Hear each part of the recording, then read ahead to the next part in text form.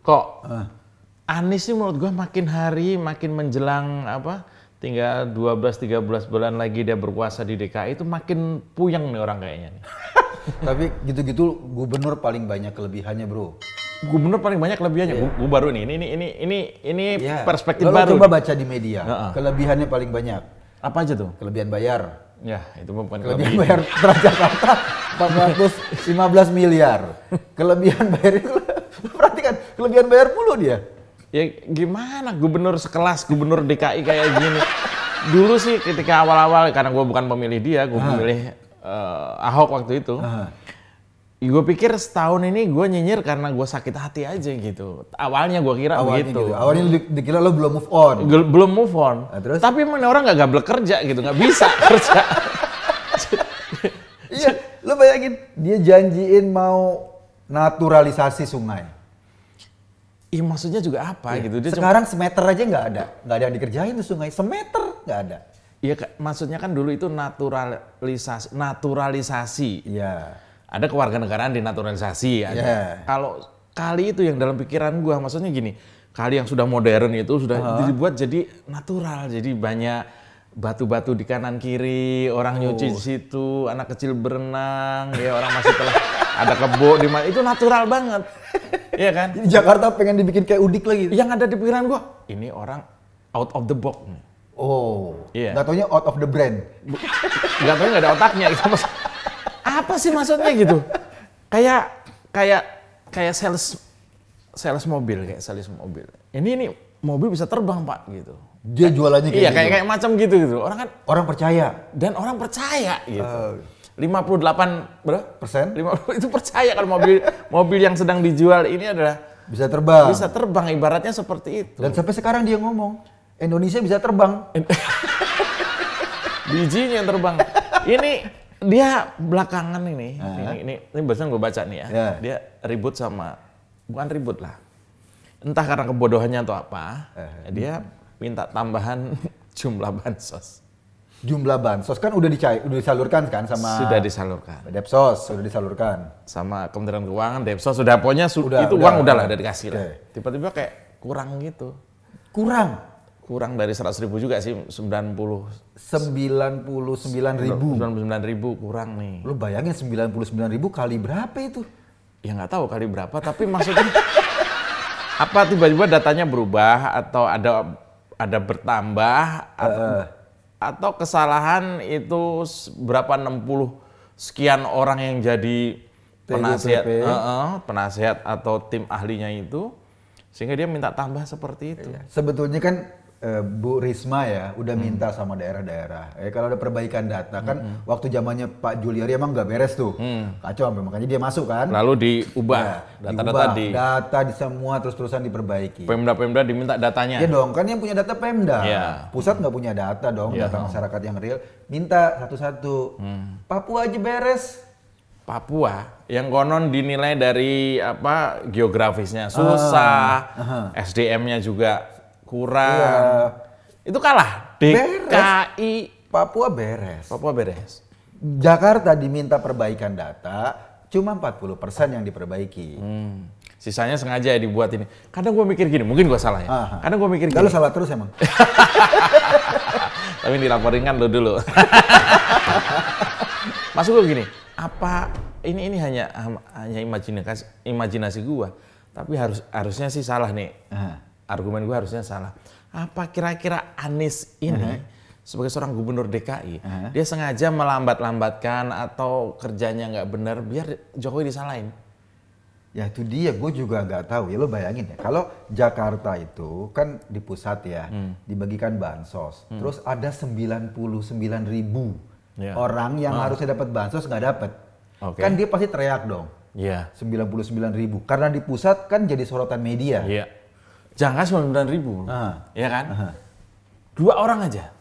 Itu kalau berisik itu ya nggak dapat bansos. Iya, 2 orang aja, jangan 2 orang aja. Itu kalau berisik di DKI itu bisa jadi berita. Ini 99.000. Iya. 2 orang, apalagi 2 orangnya Novel Bakmukmin sama. Ya itu maksud gua. Apalagi misalnya Andi Arief sama siapa gitu kan, itu udah berisik banget. Apalagi 99.000. Iya. Ini kan kiclep, nggak kedengeran nih. Gua ngebayangin ya Anies ini ya.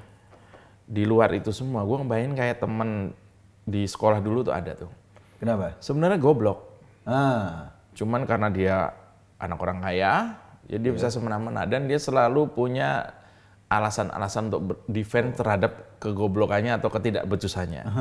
Contohnya misalnya PR-nya dikerjain dan ternyata salah, mati lampu Pak, saya nggak bisa mikir gitu. Jangan-jangan gitu juga. Kenapa data bansos nggak bener? Mati lampu.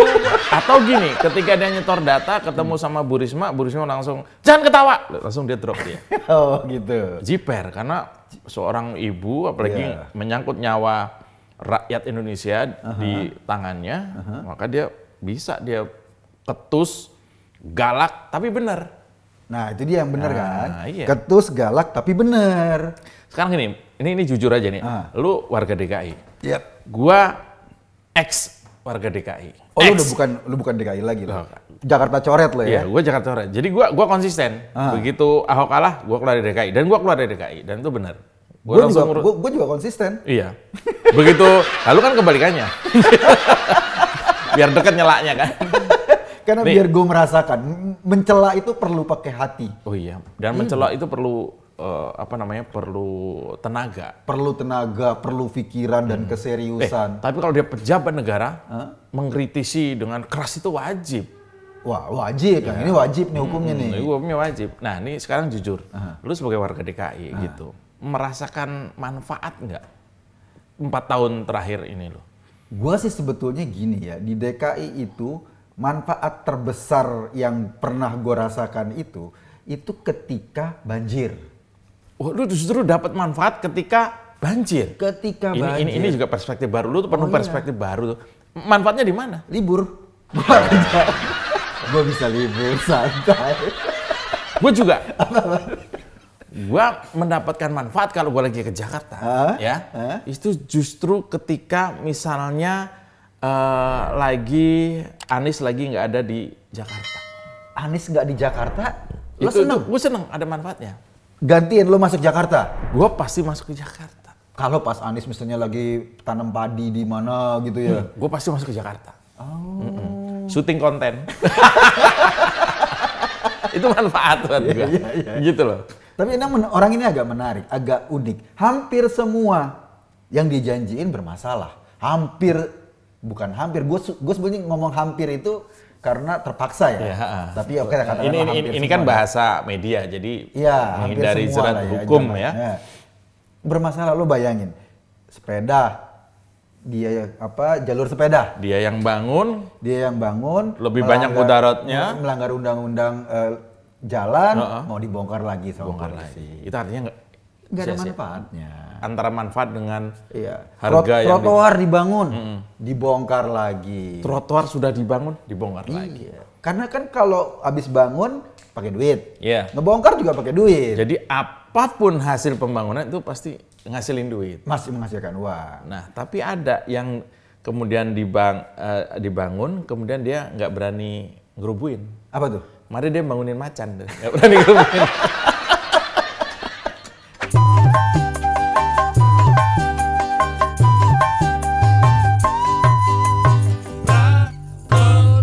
Gue seneng kok ketika netizen itu bisa menilai Anies itu sangat logis.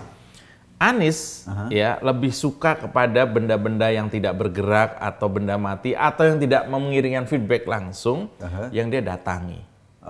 Atau yang secara geografis itu tidak ada kaitannya dengan janji-janji ketika kampanye. Contohnya misalnya dia ke kebun binatang kemarin, ke makam yang nggak bakal di demo. Ini kan analisa netizen ini kan kejam ya.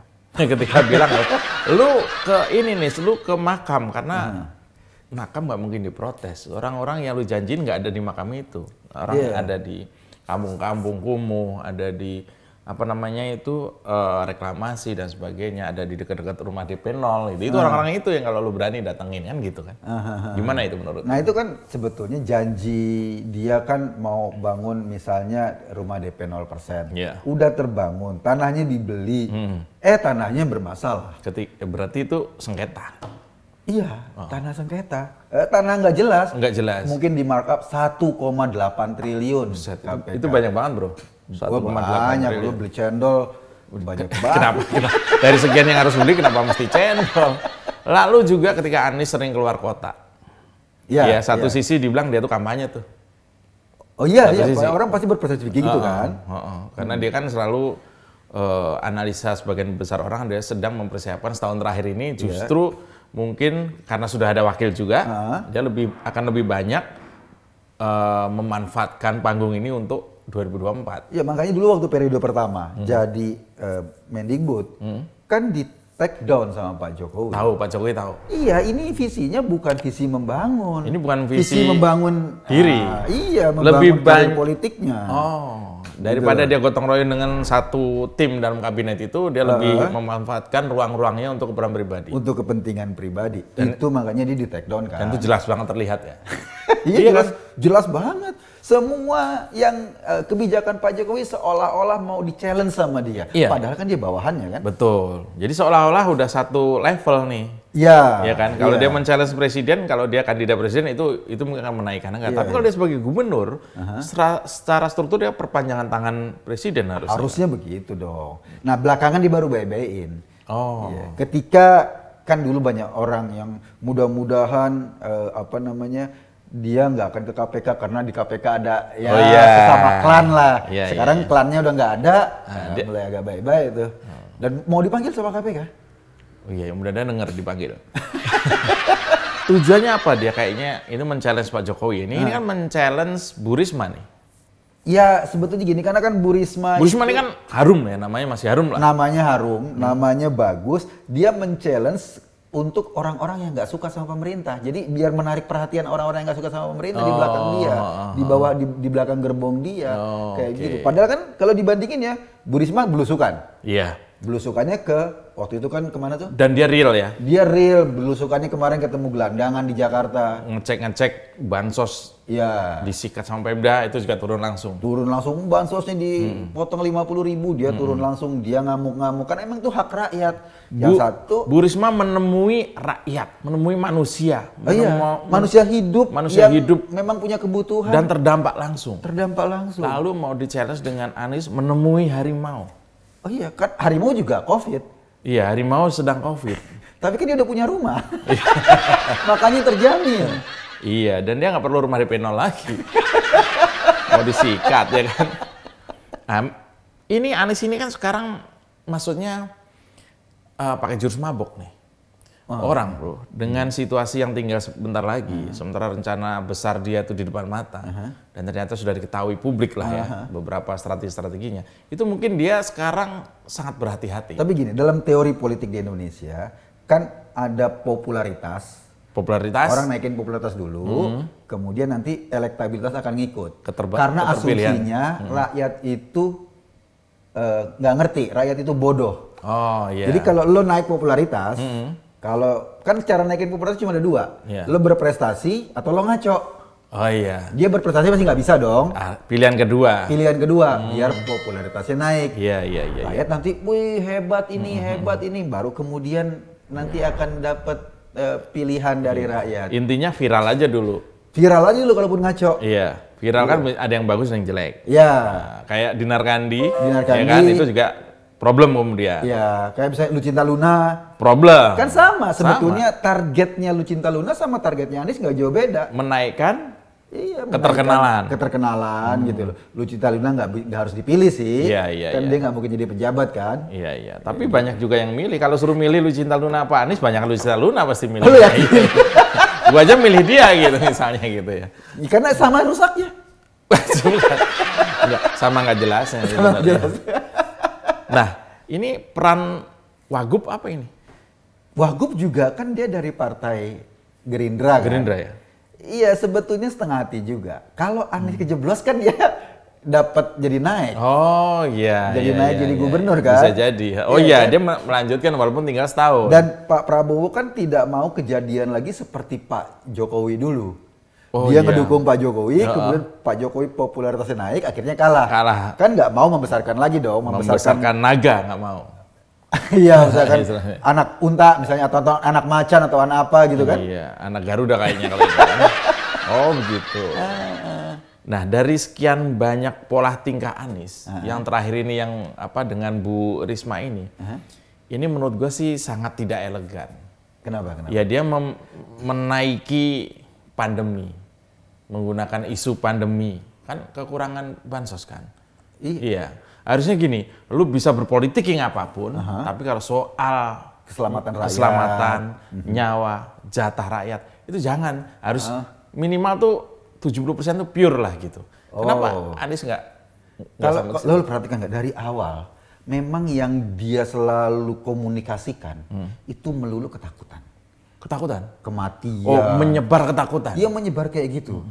Gubernur yang paling sering menggunakan simbol-simbol kematian ya ini. Anies. Ketika pas lagi rame-ramenya COVID, dia pajang peti mati. Peti mati. Ya kan? Menebar ketakutan. Menebar ketakutan. Awal-awal dia pidato, bibir saya bergetar ngelihat orang dimakamin dengan gitu loh. Menebar ketakutan. Menebar ketakutan. Sekarang ini juga sama. Kenapa? Hukum karma terjadi. Kenapa? Dia ketakutan. Padahal KPK belum ngomong soal kematian. Belum. Baru ngomong soal penyidikan. Penyidikan, pemanggilan. Udah ketakutan. Ketakutan. Nah, itu kan buah dari apa yang dia tebar. Iya, ya, masyarakat sih ngeliat aja kan. Masyarakat cuma ngeliat aja. Dan gua nggak yakin ya. Dulu yang milih dia 58%. Dulu yang memilih dia belum tentu yang suka sama dia kan. Yang memilih dia karena nggak suka sama Ahok juga banyak. Iya, nggak benci sama Ahok. Benci Ahok, milih dia. Ya, tapi bukan berarti kalau ada yang lain pasti bisa mungkin milih yang lain. Misalnya Iya, benar. Nah, oleh karena itu sekarang mungkin posisi juga dia nggak boleh terlalu pede juga. Tapi memang kan syaratnya kenapa orang harus milih dia, syaratnya masyarakat harus bodoh. Oh, oke. Jadi kalau masyarakat dibodoh-bodohin dulu. Bagaimana cara ngebodoh-bodohinnya? Jualan agama. Oh iya, oke ya. Gitu Tawan kan? ya waktu itu. Dia jualin agama, pokoknya beragama kayak gini, masyarakat nggak bisa mikir rasional. Baru akhirnya bisa dimanipulasi untuk milih. Ini bahaya bro kalau kejadian lagi. Kalau dia mungkin nanti ada partai yang narik dia untuk nyapres lagi, itu bahaya banget. Oh, seluruh Indonesia harus bodoh dulu. Oh, syaratnya gitu, seluruh Indonesia harus bodoh dulu. Jadi memilih pemimpin, kan harusnya kita milih pemimpin bisa kerja apa enggak, punya prestasi apa enggak. Iya, teknis lah. Teknis ya, biar ada manfaatnya buat kita. Iya, karena dia ada seorang administrator kota. Iya, ada manfaatnya buat kita. Tapi kalau lo milih pemimpin berdasarkan agama, kan ukurannya nggak jelas nih. Iya, soleh enggaknya. Iya, kita ngukurnya gimana? Mungkin dilihat dari bau napasnya. Oh, ini puasa melulu nih. Dia ngomong kita gini, dia pemimpin kita tuh.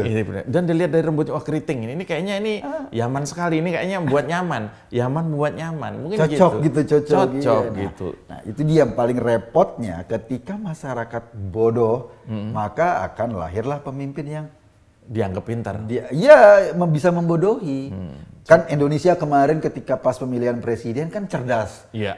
Pilih Pak Jokowi. Iya. Buktinya apa? Ekonomi kita sekarang udah 7%. Jadi pandemi tidak mampu menghalangi laju ekonomi yang cukup tinggi. Artinya kita keluar dari resesi. Banyak negara, resesi itu kan artinya apabila ekonominya 2 tahun berturut-turut negatif. Iya. Nah, sekarang kita sudah 7% pada kuartal ini. Menjelang tahun kedua malah naik berarti. Malah naik. Itu artinya kita keluar dari resesi. Negara kita nggak terjebak resesi. Itu pemimpin yang dipilih dengan akal sehat. Akal sehat. Orang semua berpikir sehat.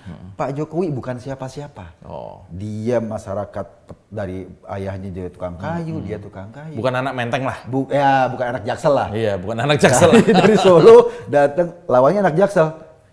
Dan lawannya anak Jaksel. Dan ini yang menarik, survei Cikeas, sebetulnya survei Cikeas itu menempatkan AHY dan Anies di urutan teratas. Ya wajar lah, orang nggak berprestasi dengan orang nggak berprestasi dong gabungannya. Iya, itu disurvei ketika calonnya cuma mereka berdua.